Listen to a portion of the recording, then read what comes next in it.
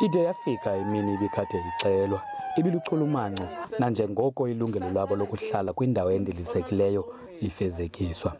Usapho lwakwaMdingi belukade lungungelene kule ndlu yodaka iminyaka. Ngekhulula khange kube lula tu. Maziba iyanethi imvula, kukho amathonsi endlini, kufuneka ndiwele amathonsi.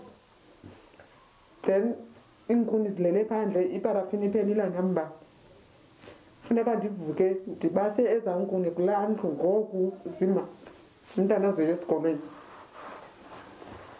Kunzima kakhulu kodwa ke ndendanyamezela.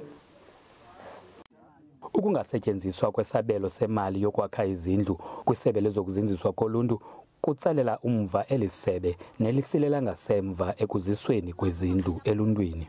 Isebe liye lazibona iziphoso elinazo ngaphakathi esebeni kangangokuba ke noko bakhona abantu abangaphakathi kwezi nkqubo ke zokusebenza bathatha ixesha elide kugqitha amaxesha. Isebe liqwalasele loo nto ke nangokucetyiswa ukuba noko kufuneka abantu ekubonakala ukuba iye yonakala ezandleni zabo noko baqondiswe izigweko. Eli sebe likwajongene nenkqubo yokulungisa ezinye izindlu ze-RDP nezingakhiwanga kakuhle.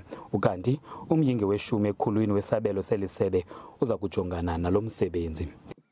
Ndingulubaba lodada kwiindaba ze-SABC eThornhill eMpuma Koloni.